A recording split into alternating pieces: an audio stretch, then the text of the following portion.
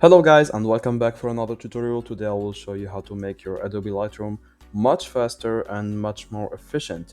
Now this little trick works also for Illustrator, for Photoshop, any Adobe Creative Cloud suite. So let's get started. First go to the edit button in the top and then go to preferences. Now here this tab will be opened. So the first thing that you want to check is the cache. Now, the default one on most computers is 5 or 10 gigabytes, like I have here.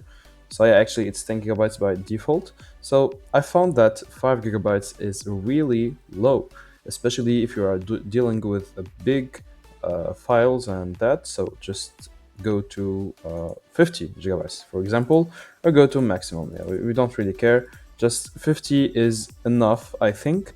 Now, I advise you to put Lightroom on an SSD because it will run much faster than HDD. I have put my Lightroom in the SSD personally, so it's better.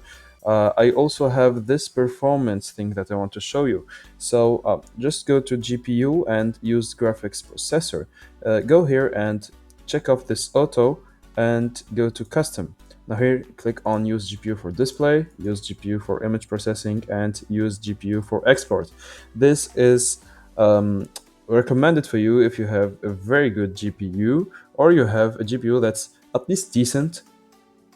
I consider my GPU to be somewhat decent. It's a 1650 Super. It's not the best, but it still does the job. Okay, so if you have a 1650 Super or higher, I advise you to use these settings. You can also go to the graphics performance here and go to high performance, and that's it. Click on done and you will be good.